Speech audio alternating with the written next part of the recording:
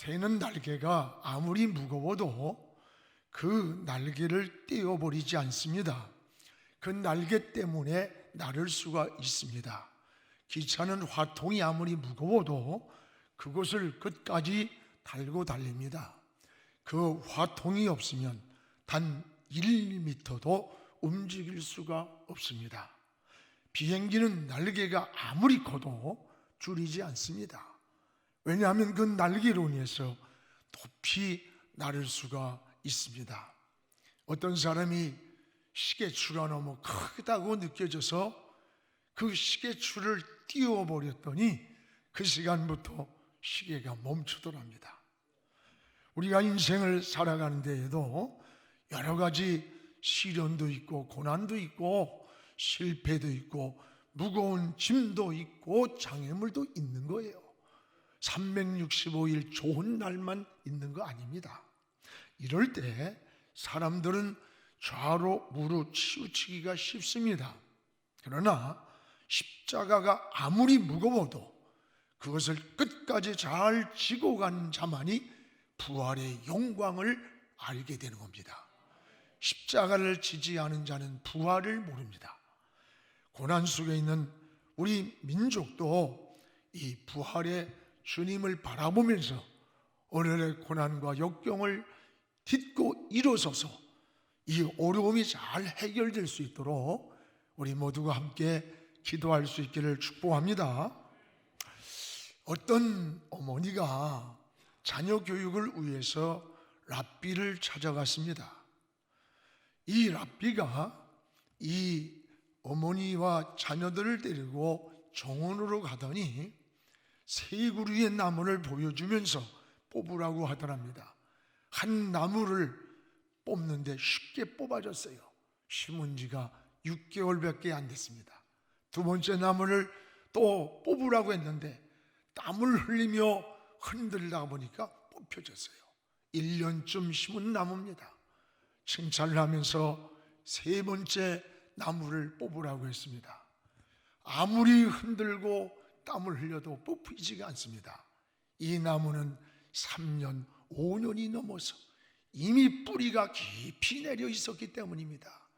그때 랍비가 하는 말이 습관도 이와 같습니다. 좋은 것이든 나쁜 것이든 오래 갈수록 그 뿌리가 깊이 내렸기 때문에 뽑을 수가 없습니다. 좋은 습관을 가져야 합니다 라고 알려주더랍니다. 그렇습니다. 우리의 신앙생활도 똑같습니다. 어릴 때부터 좋은 습관이 훈련돼야 됩니다.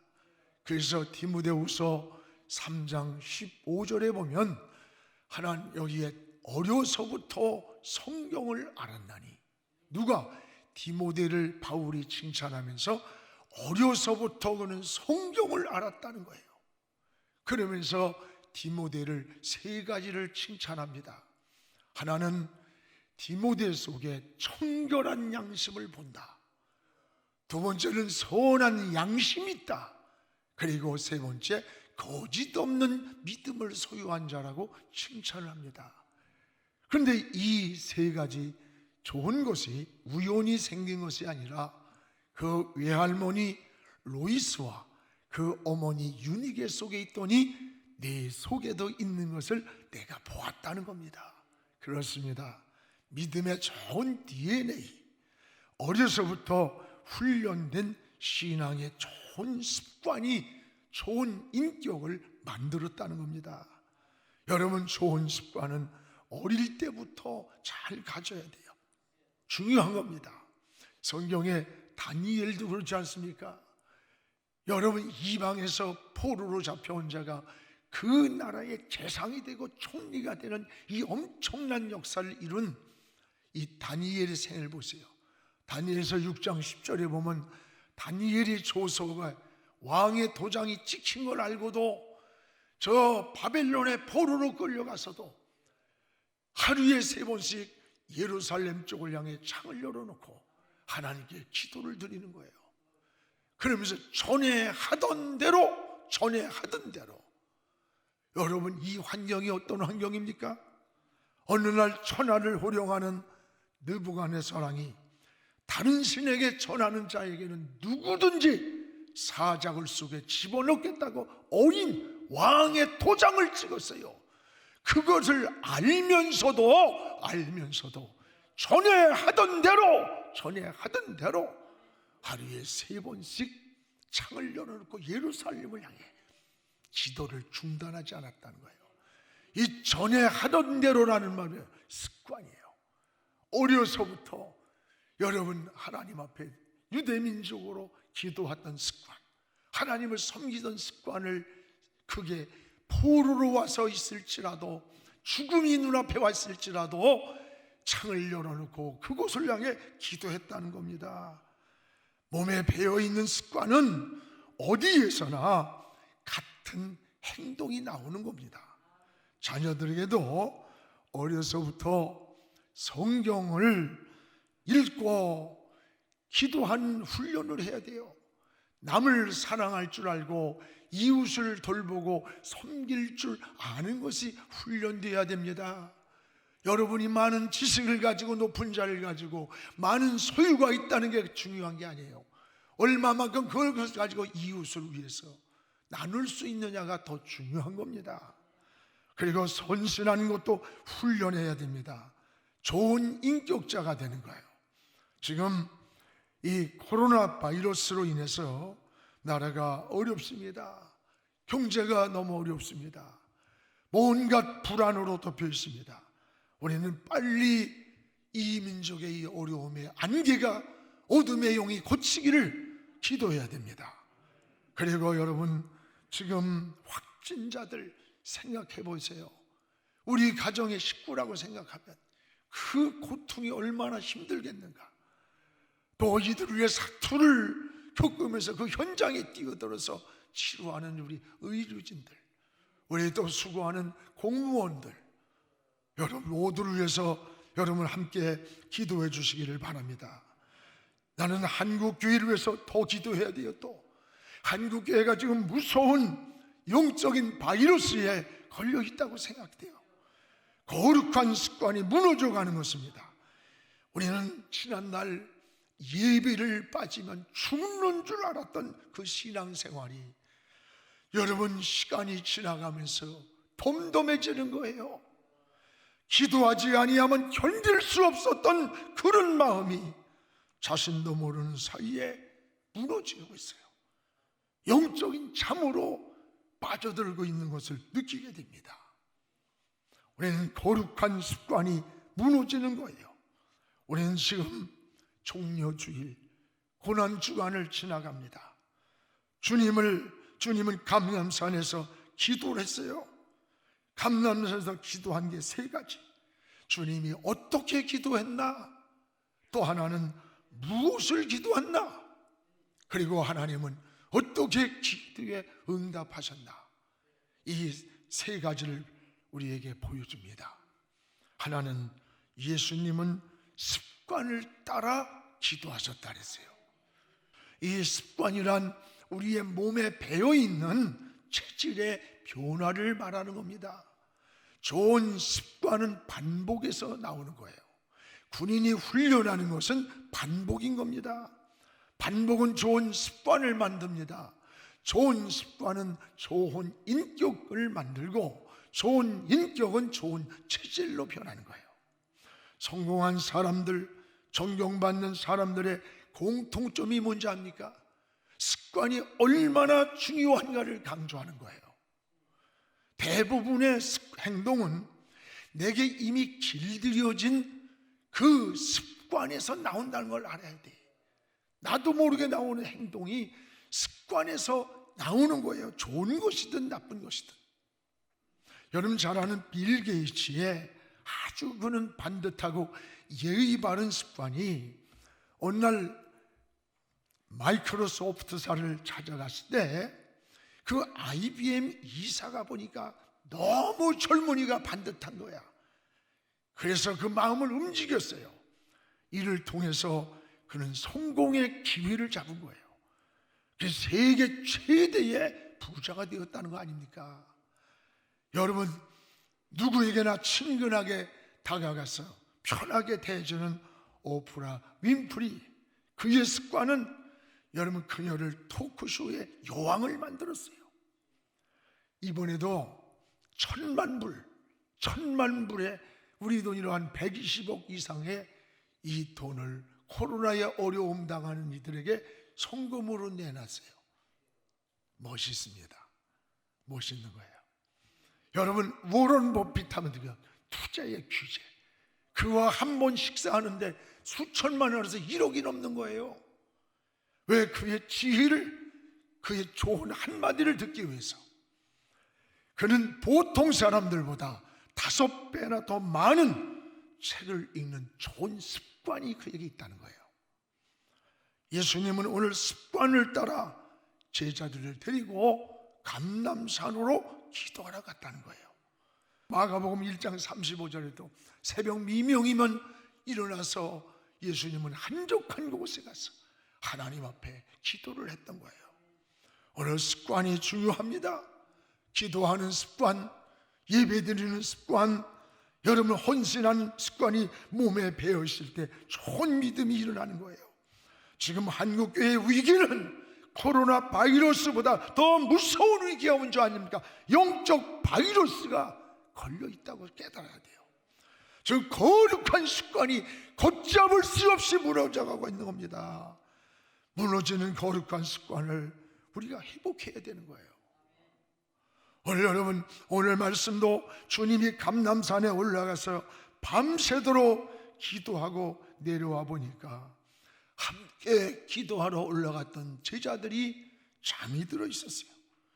주님은 이들의 잠을 깨우시면서 기도해야 할 이유를, 왜 기도해야 되느냐, 이유를 2가지를 말씀하셨어요. 하나는 유혹을 이기기 위해 기도하라는 거예요. 유혹. 우리 40절에 유혹에 빠지지 않게. 이 유혹은 마귀가 사용하는 무기입니다. 여러분, 예수님이 40일 금식하고 났을 때 가장 먼저 접근해 온 게 마귀예요. 왜? 배고픔의 약점을 알았어요. 마귀는 우리의 약한 곳으로 tum을 타는 겁니다. 여러분의 몸이 다 건강해도 어디인가 한 세포 하나라도 약한 곳이 있으면 그 하나의 약한 것 때문에 우리 전체가 무너지는 거예요. 그 약한 것이. 오늘 사랑하는 여러분, 나에게도 약한 게 있습니다. 여러분에게도 있습니다. 오늘 나의 약한 것이 어딘가 찾아보십시오. 돈 문제입니까? 명예입니까? 아니면 이성의 문제입니까? 감정의 문제입니까? 나를 무너뜨리는, 유혹 속에 넘어지는 약한 곳이 어딘가. 마귀가 유혹하는 그 약한 곳이 타깃이 되는 거예요. 주님은 유혹에 빠지지 않도록 기도하라, 기도할 이유입니다. 또 하나, 왜 기도해야 되는지를 여기 42절에 하나님의 뜻을 따르기 위해서 기도하라는 겁니다. 신앙생활 하면서 결혼의 선택, 진로의 선택, 또는 진학, 때론 사업의 선택을 할 때 가장 많은 질문이 하나님의 뜻을 모르겠다라는 고백입니다. 여러분, 세상에는 사람의 뜻이 있고 하나님의 뜻이 있어요. 육에 속한 뜻이 있고 하늘에 속한 뜻이 있었어요. 오늘 주님도 마지막 겟세마네에서 기도가 뭡니까? 하나님의 뜻을 물었던 겁니다. 십자가를 앞에 놓고. 여러분도 인간적인 조건만 가지고 초점을 맞추고 그러지 말고, 적어도 그리스도인들은 사는 방법이 다른 거예요. 주님처럼 먼저 기도하면서 하나님의 뜻을 물으시기 바랍니다. 내 기준이 아니라 하나님의 관점에서 하나님이 기뻐하는 게 뭘까? 성경은 뭐라고 말씀하실까를 기도하면서 찾아보세요. 그 안에 하나님의 뜻을 알아요. 그리고 그 뜻 앞에 인생을 맡기는 겁니다. 하나님은 우리의 기도에 반드시 응답하십니다. 우리가 알게도 하고 모르게도 어떤 방법이든지 여러분의 기도를 응답하고 있다는 것을 깨닫기를 축복합니다. 오늘 여러분 43절에 보세요. 주님의 기도에 어떻게 응답하는가를 볼 수 있어요. 우리 43절 읽겠습니다. 천사가 하늘로부터 예수께 나타나 힘을 더하더라. 하나님의 뜻을 구하고 유혹을 이기기 위해 기도하는 그 시간에 천사가 하늘에서 나타났습니다. 또 하나는 힘을 더해 주었다. 예수님이. 이게 무슨 말입니까? 천사가 나타났다는 말은 기도할 때 보이지 않는 이 영적 세계가 움직이고 있다는 것을 알아야 돼요. 세상 사람들은 육의 시간으로만 세상을 보고 평가하지만 우리는 더 밝은 영적인 세계를 보는 눈이 있어야 되는 거예요. 보니까 기도할 때 천사가 나타났어. 천사가 나타났어. 영적 세계를 움직이는 거예요. 계시록 8장에도 있지 않습니까? 여러분, 성도들이 기도하는데 사도 요한이가 보니까 천사가 내려와서 성도들의 기도를 금항아리에 담아서 하나님의 보좌로 향해 되어 올리는 것을 보았다고 하지 않습니까? 영적 세계를 움직이고 있는 거예요. 기도에는 또 하나는 힘을 더했다. 힘. 이 힘은 물리적인 힘이 아니에요. 육체적 힘이 아니에요. 하나님이 하늘 위에서 주는 힘이에요. 영적인 새 힘을 얻는 거예요. 이 새 힘을 얻고 독수리같이 비상하면서 올라가야 됩니다. 오늘 우리 민족에도 하나님이 새 힘을 주셔야 돼요. 우리 인간의 힘으로 억지로 안 되는 거야. 하나님이 도와줘야 돼요. 하나님이 지켜줘야 돼요. 하나님의 손을 들어 동풍을 일으켜서 여러분 재앙을 막아주시고 저 애굽 땅에 내린 재앙도 물리쳐 주신 것 같이 이 고난이 뭡니까? 우리 주님이 유월절 양이 된 거 아닙니까?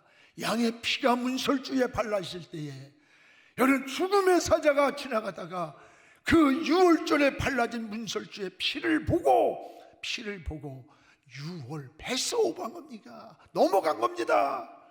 여러분 하나님이 넘어가도록 이 민족도 우리도 축복해 주시기를 주의 이름으로 축원합니다.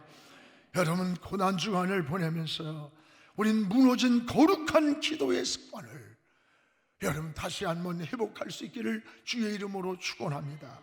또 하나는 이 속에 유다와 같은 위선을 떠는 위선자가 있었다는 거예요.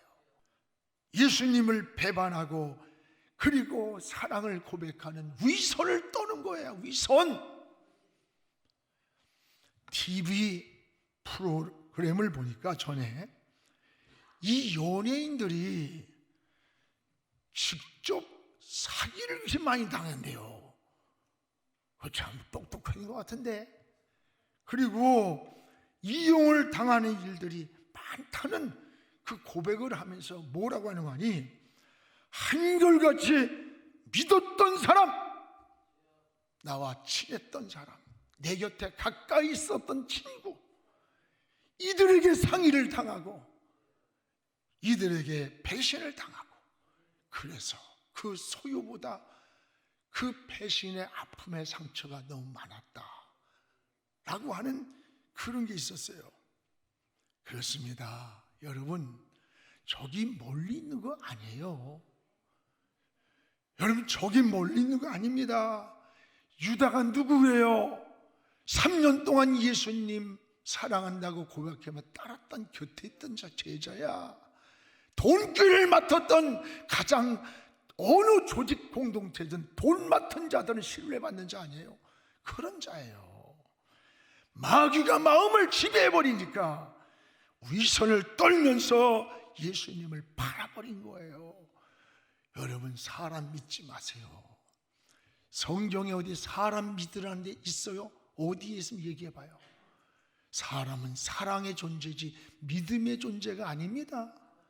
사랑해 주지 믿으라고 하지 않았어요. 우리의 믿음은 하나님밖에 없습니다. 오늘 사랑하는 여러분이요, 오늘 마귀가 들어가서 예수님을 팔아먹는 위선, 이 위선은 뭐예요? 거짓을 정직으로 포장하는 걸 위선이라래. 악을 선으로 포장하는 거예요. 겉과 속이 다른 거예요. 오늘 사랑하는 여러분, 위선과 거짓은 출처가 어디냐? 마귀로부터 온다는 걸 알아야 돼. 위선과 거짓은 자신을 속이는 행위가 되는 거예요. 여러분 자신의 양심, 인격을 황폐한 길로 몰아넣는 겁니다. 하나님은 여러분이 좀 잘못하고 허물이 있고 그랬다고 버리는 거 아닙니다. 성경에는 간음한 자도 살인자도 주님 앞에 나올 때에 과거를 묻지 않고 용서하신 게 하나님 사랑이에요. 그러나 위선과 거짓은 어떤 경우도 하나님 용서하지 않았어요. 버려버렸어요. 이걸 알아야 돼요. 여러분, 진실은 따라요 하나님과 통하고 위선은 마귀와 통한다. 간단한 겁니다. 여러분이 진실한 마음은 하나님과 통하는 거예요. 위선과 거짓은 마귀와 통하는 거예요. 마귀와. 우리가 기도를 드려도 정직한 기도, 오늘 우리 장로님의 기도에 많은 은혜 받았어요.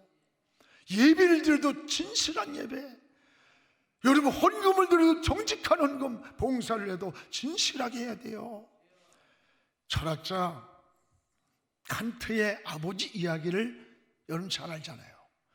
어느 날 길을 가다가 강도를 만났습니다. 다 뺏은 강도가 너 또 가지고 있는 거 있느냐? 없다고 그랬어요.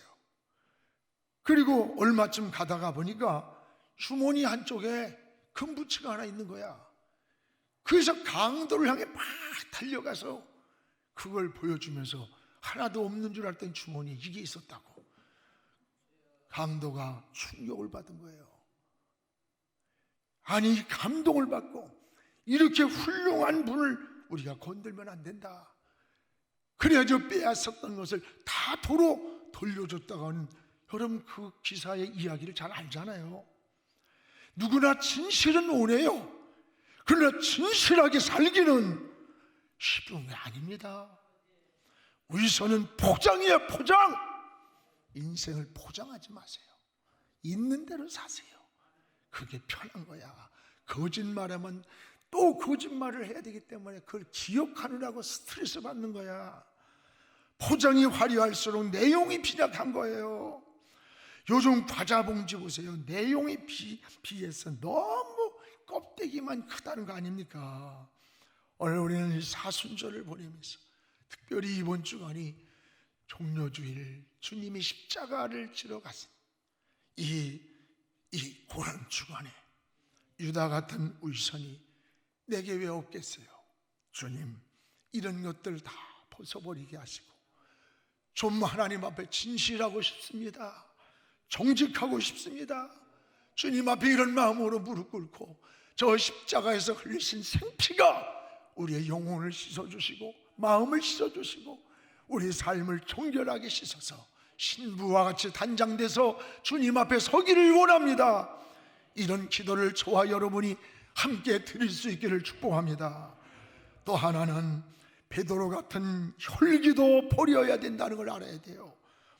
베드로가 예수님을 잡으러 온 그 제사장의 말고 예수님을 체포하는 순간에 칼을 빼가지고 말구의 귀때기를 잘라버렸어요.